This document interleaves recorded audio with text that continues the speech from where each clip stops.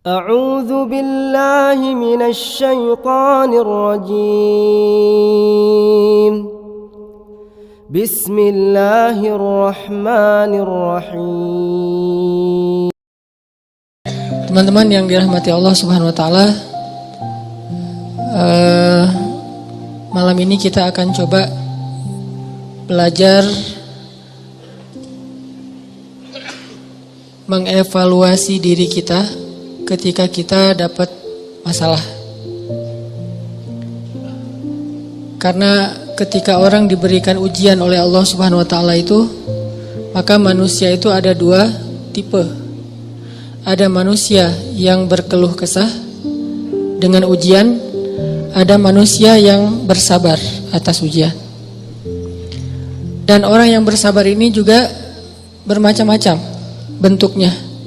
Ada yang sabar dengan pasrah, ada yang sabar justru dengan memperbaiki diri.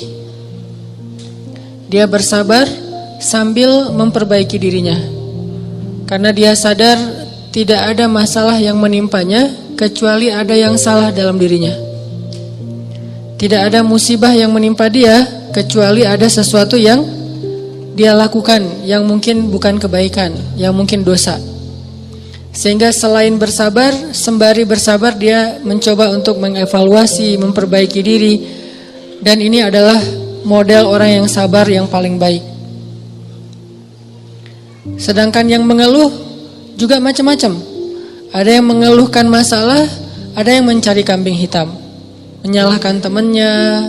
Kayak misalnya dia gak lulus satu mata kuliah atau nilainya jelek, dia nyalahin teman kos-kosannya gara-gara teman kos-kosannya ngajak dia main terus misalnya. Padahal itu kan pilihan ya, dia bisa menerima, bisa menolak. Bisa nyalahin mantannya, ini gara-gara saya diputusin, saya nilainya jadi jelek. Ya salah juga sih.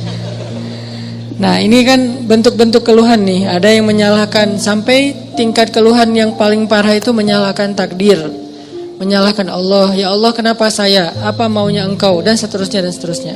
Nah malam ini kita akan bahas angle orang yang ketika diuji oleh Allah bersabar, dan juga sambil bersabar dia mencoba untuk memperbaiki diri. Dan ini adalah cara yang paling baik dalam menyikapi suatu musibah atau masalah. Cara yang paling elegan dan cara yang paling bijak, cara yang paling disukai Allah ketika kita mendapatkan masalah itu justru kita mencari tahu apa salah kita. Walaupun masalahnya bukan dengan keadaan. Kalau menyalahkan keadaan kan susah. Masalahnya kadang dengan orang lain. Orang mencela kita, orang berkata-kata tidak baik kepada kita. Ya memang salah dia, tapi tidak akan menimpa ucapan itu kepada kita kecuali memang ada sesuatu yang terjadi dalam diri kita. Ada sesuatu dosa yang pernah kita lakukan. Nah ini namanya belajar bersabar sambil mengevaluasi diri. Bahasa fikihnya muhasabah diri. Menghitung-hitung apa kesalahan dalam diri kita. Nah, kita akan bahas tentang ini. Gimana caranya kita menghadapi masalah, menghadapi satu musibah, menghadapi satu kejadian yang tidak enak dengan sabar, tapi enggak sekedar pasif. Enggak sekedar mengatakan innalillah wa inna ilaihi rajiun. Enggak hanya sekedar mengatakan hasbiyallah wa ni'mal wakil. Enggak hanya sekedar merasa ini adalah cara Allah untuk menaikkan derajat saya. Kadang kalau hanya kegeeran kayak gini nih, kita jadi gak pernah menjadi lebih baik. Kan ada orang ketika diuji oleh Allah, boleh sih merasa bahwa ini cara Allah menaikkan derajat saya. Tapi kalau hanya kayak gini doang, rasa-rasanya kita terlalu kegeeran. Dan kalau terlalu kegeeran, kita gak punya dorongan untuk memperbaiki diri. Kalau saya lebih suka angle-nya, kalau orang lain yang kena musibah, kita bilang itu untuk mengangkat derajat dia. Kalau kita yang kena musibah, kita bilang ini karena dosa-dosa saya. Angle kayak gitu tuh lebih enak, lebih produktif. Daripada dibalik, giliran kita yang kena musibah, kita bilang emang Allah tuh pengen ngangkat derajat saya, makanya dikasih musibah. Agak GR ya. Giliran orang lain kena musibah, lo sih banyak dosa. Nah ini nih, sering ada judgement kalau orang lain. Coba dibalik, judgementnya ke diri sendiri, ke orang lain tuh husnuzon. Ini lebih enak nih. Makanya hadis-hadis penyebab terjadinya musibah itu kan banyak. Coba kita pilih beberapa hadis, satu kita berikan untuk menilai orang lain, yang lain kita ambil untuk menilai diri kita. Nah ini beda nih standarnya. Kayak tadi, kalau orang lain yang kena musibah, kita husnuzon, Allah lagi pengen dekat sama dia. Kita husnuzon, Allah pengen menggugurkan dosa-dosa dia. Kita husnuzon, Allah pengen mengangkat derajat dia. Kita husnuzon, emang orang yang paling dicintai Allah tuh biasanya dikasih banyak ujian. Gitu husnuzonnya. Kalau orang lain yang kena masalah atau musibah. Jangan, tuh kan, saya bilang juga apa, tuh gara-gara dia dulu zalim sama saya, sekarang dibalas sama Allah. Jangan gitu. Jangan kegeeran bahwa itu kayak karma ya, gara-gara dia pernah nyakitin kita, sekarang dibalas sama Allah. Belum tentu juga kayak gitu. Kegeeran kita tuh kadang-kadang bikin kita jadi nggak pernah belajar, merasa udah baik, walaupun dalam kondisi yang paling sulit juga merasa udah baik. Begitu dikasih musibah, wah Allah kangen sama saya nih. Harusnya ke orang lain kayak gitu tuh. Begitu dikasih musibah, wah Allah pengen menghapus dosa-dosa saya. Bagus, nggak salah. Cuman kalau keseringan, ini namanya GR.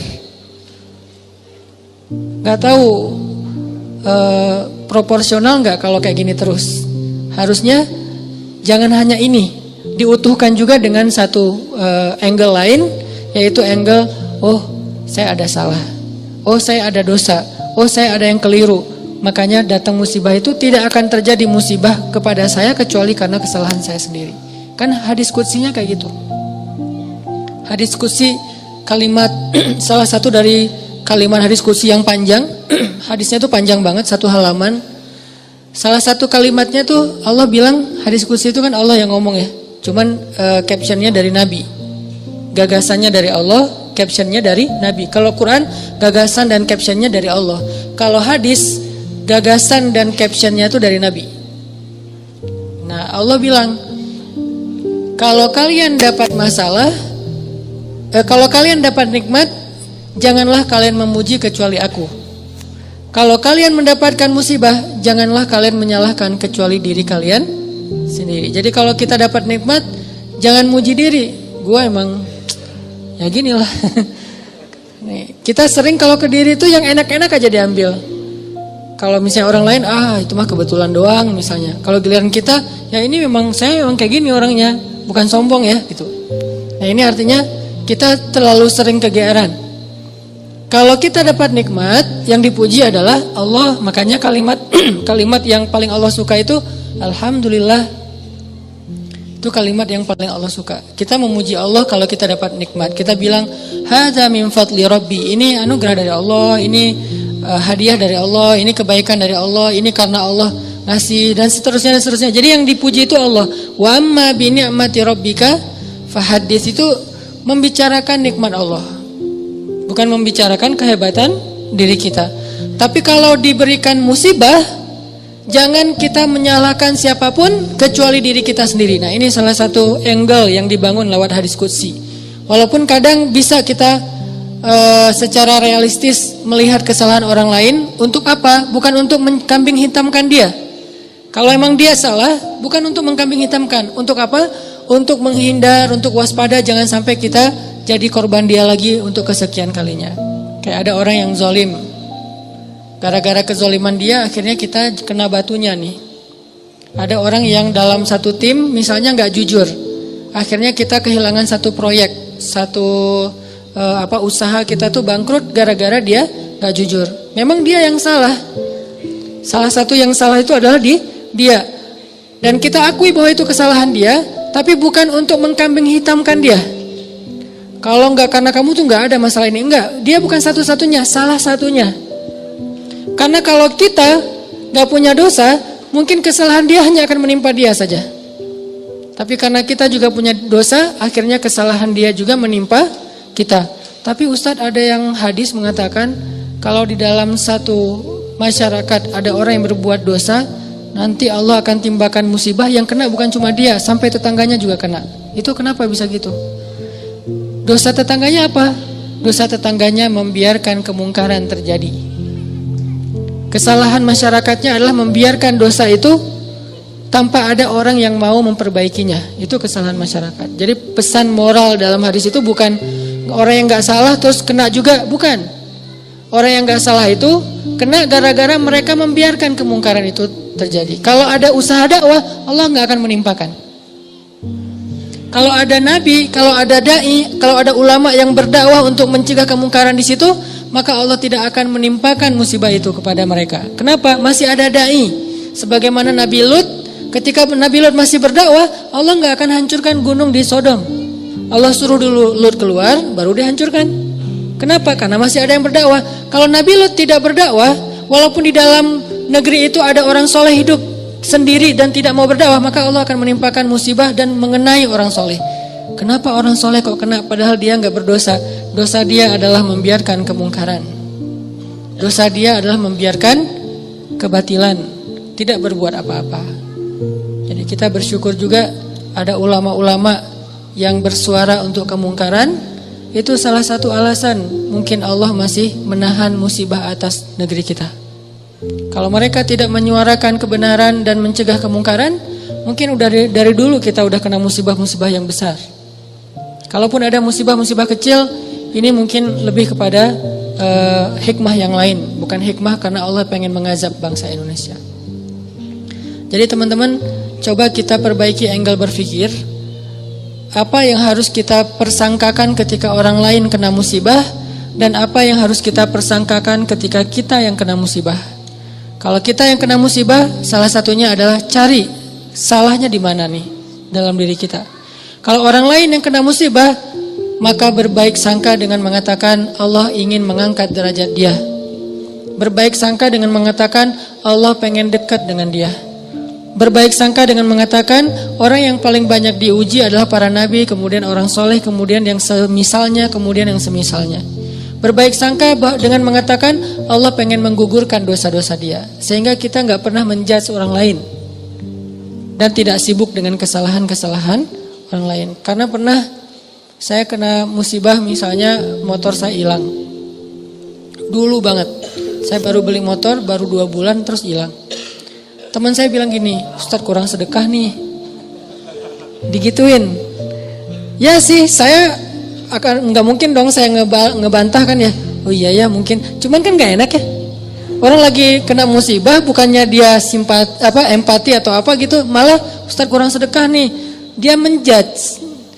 Dan kalau saya kepancing, nggak tahu sedekah saya kayak gimana, kan habis pahala sedekah saya. Udah pahala sedekahnya cuma sedikit, riak pula gara-gara kepancing sama dia, hilang kan, nggak ada manfaatnya kan ya. Dan itu sering loh mancing-mancing kita jadi riak. Kadang-kadang riak kita tuh bukan direncanain, bukan gua pengen riak nih, enggak. Kalau kelas kita insya Allah nggak gitu-gitu amat lah, nggak mungkin kita sedekah pengen pamer, kita beribadah pengen pamer, kita tilawah pengen pamer, kita tahulah itu mah sia-sia. Tapi kadang riaknya tuh muncul gara-gara kepancing sama orang lain. Lo nggak pernah gua ngelihat baca Quran? Wah lo gak tahu gue di HP ini ada Quran sampai 5 aplikasi loh. Buat apa juga banyak-banyak sama aja isinya. Aplikasi Al-Quran tuh ada 5 di sini. Dan sehari tuh coba lo lihat, dan terakhir udah baca sampai surat berapa. Kan kepancing tuh. Riak lah kita gara-gara orang lain. Atau misalnya taklim atau apalah. Atau umroh, haji, sedekah kayak gitu-gitu. Ada yang mancing. Lo gak peduli banget dengan saudara-saudara kita yang di Palestina. Itu di sana tuh ngeri banget lo keadaannya. Lo kayaknya biasa-biasa aja. Lo ngelihat gue main, tapi gue tuh sedekah, gue tuh donasi terus setiap minggu tuh ngirim 1 juta. Habis kan? Ini riya yang kepancing namanya. Dan sama statusnya dengan riya yang direncanain. Makanya jangan gampang kepancing. Dia ngomong gitu ke saya lagi hilang motor, dia bilang Ustadz kurang sedekah. Kemarin ketinggalan dompet. Ketinggalannya di rumah ternyata. Gak tahu kemana dompet, panik gitu kan, soalnya SIM 2 di situ baru dibikin. Udah gitu kartu ATM gitu, terus ada foto anak. Alhamdulillahnya gak ada duit. Tapi kan kartu lumayan tuh, blokir ATM dulu, terus mau ngirim SIM, mau ngurus SIM juga, ngurus KTP, apalagi sekarang lama ngurus KTP-nya, masa kemana-mana saya mau bawa surat gitu, nunjukin kan naik pesawat, malas banget kan ya. nggak keren kalau nggak ada kartu teh. Mana-mana mau check-in pesawat tunjukin kertas. Aduh gimana rasanya nih, berat. Tiba-tiba ada yang iseng lah gitu. Udah tahu orang kena musibah Ustadz banyak dosa, Ustadz ini segala macam. Iya sih emang banyak dosa, tapi nggak usah diomong-omongin kan gitu ya. Jadi malah karena kita juga udah muhasabah diri.